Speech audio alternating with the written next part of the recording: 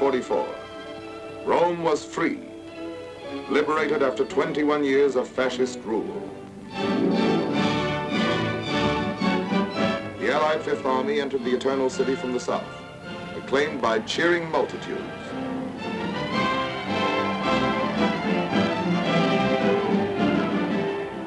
Through the streets where the chariots of the Caesars once rolled, tanks and trucks rumbled past historic landmarks. Colosseum, the Forum, the Victor Emmanuel Memorial, tomb of Italy's unknown soldier. The Piazza Venezia, where Mussolini looked down from his balcony upon the people he had led to sorrow and ruin. The liberation of Rome was part of the all-out offensive in Italy, coordinated with drives upon the Nazi fortress from England and Russia. The Germans were driven from Rome exactly 9 months and a day after the beginning of the Allied campaign in Italy. Conceived by the combined chiefs of staff, the campaign had 2 phases. In phase 1, we sought to achieve certain preliminary objectives with a limited amount of troops and equipment. What were the objectives of phase 1? Most important of all was securing complete control of the Mediterranean. Even after clearing the Axis out of North Africa and overrunning Sicily in 38 days, our shipping was still threatened by Axis air attacks from the Italian mainland. Our second objective, to exploit Mussolini's overthrow by knocking Italy out of the war. Our third objective was to capture the main Nazi airfields at Foggia.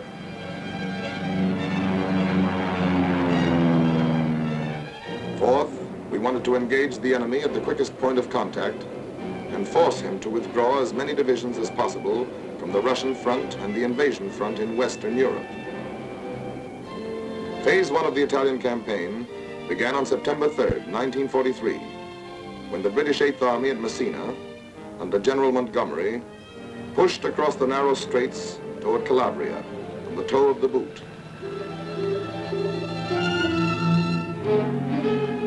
And landed there virtually unopposed. The towns of the toe were swiftly occupied, and the 8th Army pressed north up the peninsula.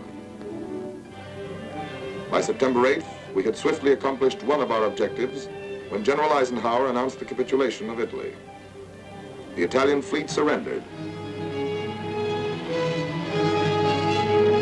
and 66 Italian divisions laid down their arms. On September 9th, the 5th Army, composed of American and British troops under General Mark Clark, headed for Salerno, 28 air miles south of Naples, the furthest point which could be protected by an umbrella of fighter planes from our bases in Sicily. At 5 a.m., the first wave went in. Seized German film shows the Germans entrenched on high ground, overlooking the harbor and beaches. They had moved in the day before, determined to prevent our landings. Despite heavy enemy fire, the first wave swarmed ashore with timetable precision. But before we could consolidate our positions, the Germans intensified their attacks.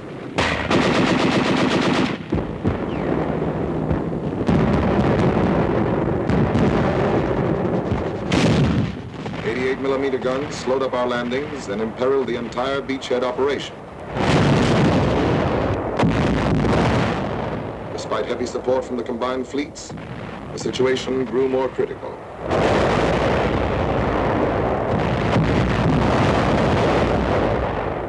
The Luftwaffe was thrown into the struggle in great numbers, seriously hampering the landing of additional troops and equipment.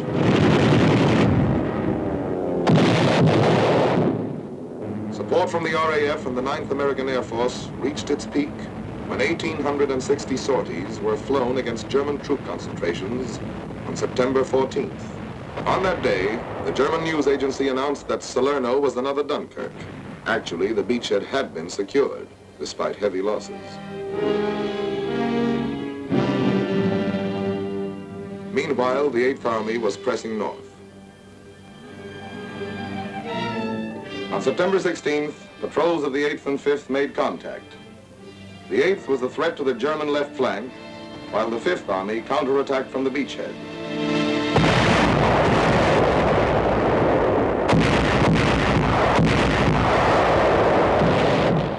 The Germans fell back fighting before the Allied assault. Tommies and doughboys drove them out of the foothills and pressed after them. The German withdrawal was complete. General Clark's order of the day read, "We are here to stay. Side by side with the 8th Army, the 5th Army will advance." On September 27th, the 8th captured the Foggia airfields, achieving 2 more of our objectives. Our Mediterranean shipping was now relatively safe from air attack, and from Foggia we could bomb southern Germany and the Balkans. As the Russian armies advanced, we could operate in close support with them, bombing rail junctions and military installations in the German rear. Budapest, Belgrade, Bucharest, Ploesti, Sofia.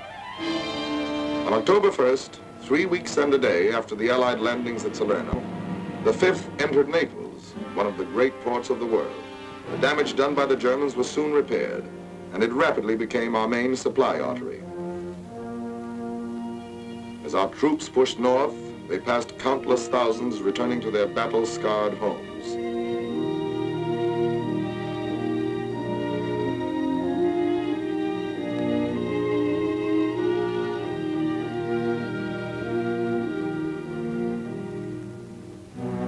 This was once a farmhouse near Francolisi. The farmer had refused to give up his livestock to feed German engineers. He and his family were locked into the house, and a charge of explosives was set off in the cellar. It was a family of 5.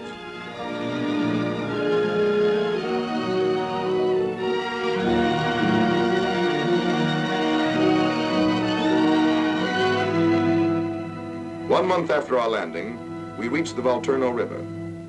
There, the campaign became a battle of rivers and mountains,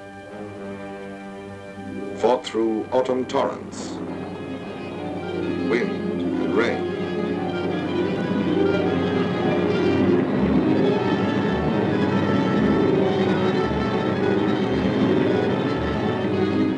Our progress was slow.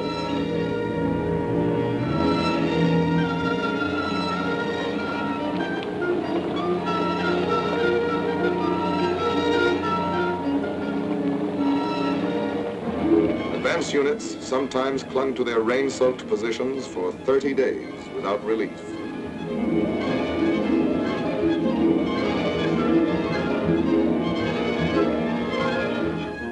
Mud and mire followed the rains as we struggled forward.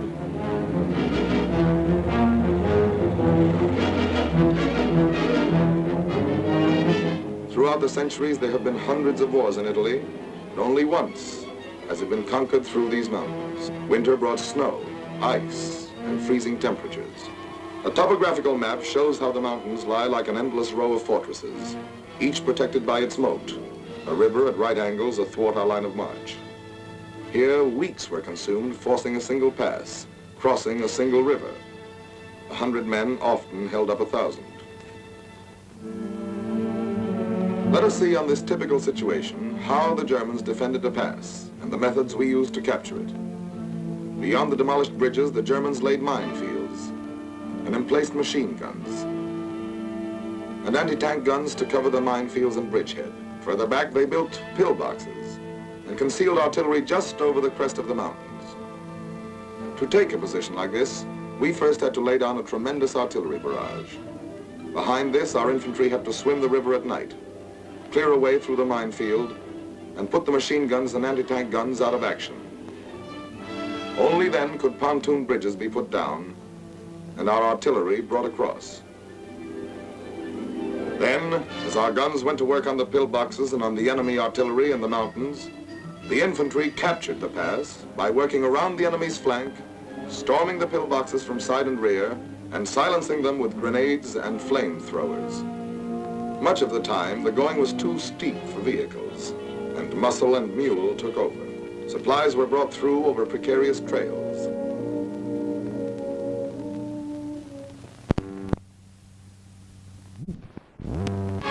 In the east, the 8th Army fought its way through the Sangro Valley. Their attack on Ortona was met by determined Nazi resistance. Powered by tanks, the Germans counterattacked desperately.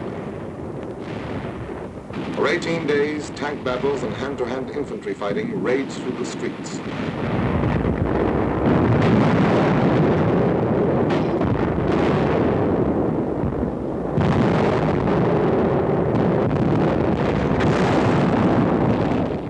Germans were finally driven into the northwest corner of the town.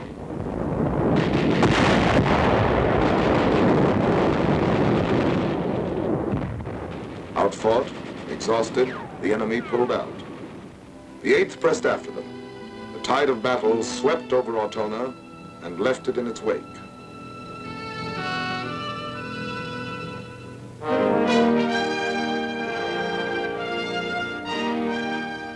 When General Eisenhower visited the Central Front, it was 3 months since we had crossed the Volturno. We had advanced 12 miles in this sector, sometimes at the cost of a man a yard, and were facing Cassino, key to the strong Gustav line, which the Germans had orders to hold at all costs. Cassino lies on the northern slope of the Liri Valley, through which runs the Via Casilina, highway number 6. Possession of the valley and the mountains overlooking it from both sides would take us forward to the foot of the last mountains, barring our way to Rome. Our plan was to force the Rapido River both to the north and south of the town. While the southern force maintained pressure, the northern unit was to circle through the mountains behind it, clean the Germans out of their positions there, and storm the town from north and rear. At Hangman's Hill, this unit fought for days. Other vantage points changed hands again and again.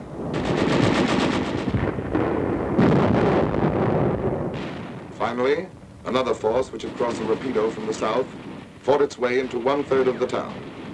There, superb enemy resistance turned the battle into a stalemate.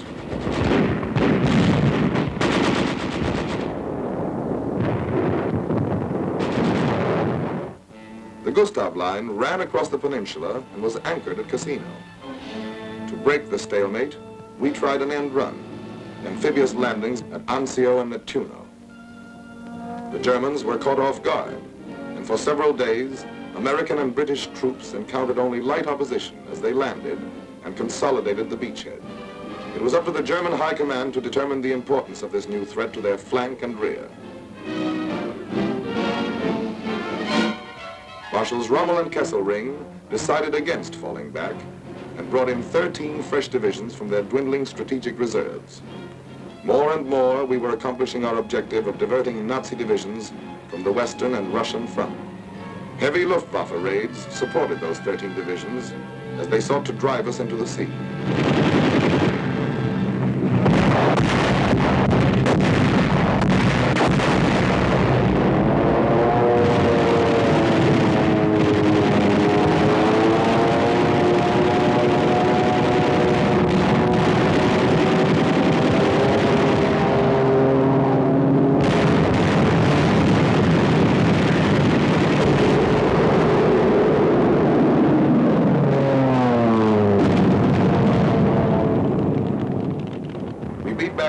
Powerful German attacks, holding the 100 square miles of beachhead area with innumerable small infantry fights,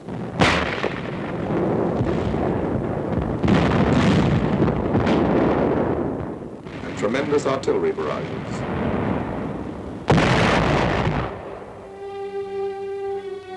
We paid a heavy price to hold the Anzio beachhead in casualties, and in men captured by the enemy, shown in these Nazi films.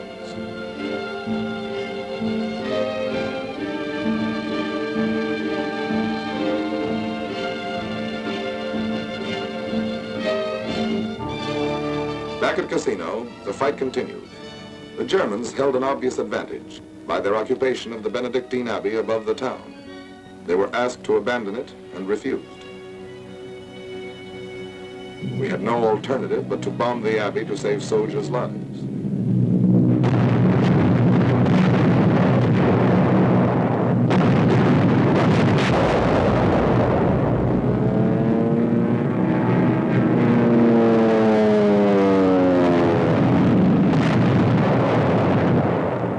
One month later, 543 Allied planes tried to blast the enemy out of the town with a load of 1,144 tons of bombs.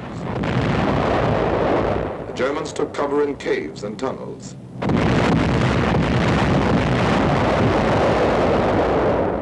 Behind the fighting at Cassino, preparations were underway for phase 2 of the campaign, the all-out assault.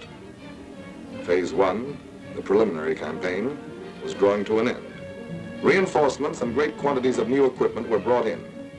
Our forces were regrouped, British and Polish troops in the Liri Valley, Americans in the west along the Garigliano River, the French Expeditionary Corps in the center. By sunset, May 11th, preparations had been completed. All along the front, the German-dominated heights were under the muzzles of Allied guns. At 11 p.m., they went into action.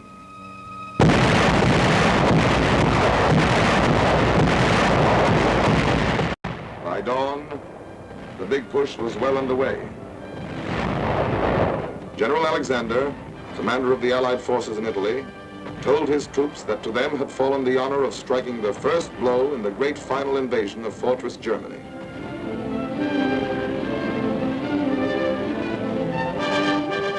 Between Cassino and the western coast, the powerful blows launched by the British, Poles, French, and Americans shattered the Gustav Line. By May 17th, only Cassino remained in German hands. Behind tanks hampered by the wreckage, British, Indian, and Polish troops fought their way in.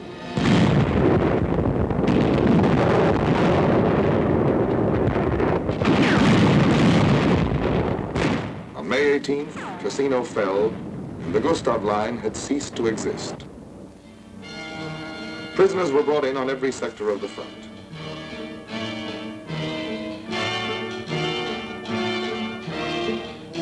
Thousands more were slain.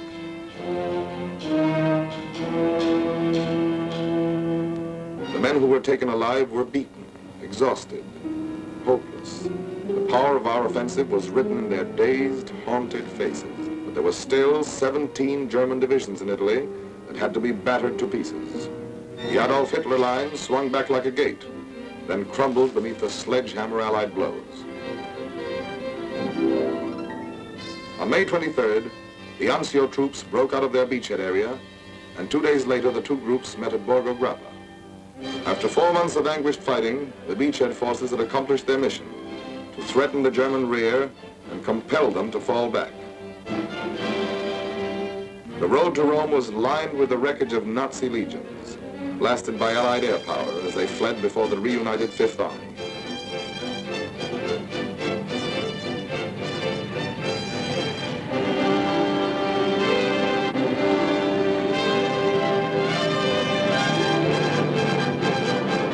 In 12 days, the mounting fury of the Allied drive threw the Nazis back to the outskirts of Rome. Films taken by Italian anti-fascists show the evacuation of Rome, one of the greatest blows of the war to Nazi prestige. The streets were deserted as the Nazis left.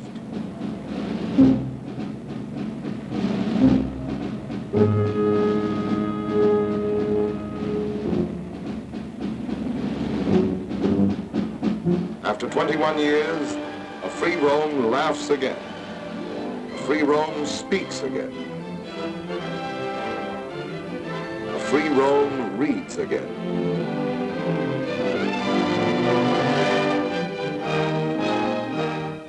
A free Rome assembles in the Piazza San Pietro to receive the Pope's blessing.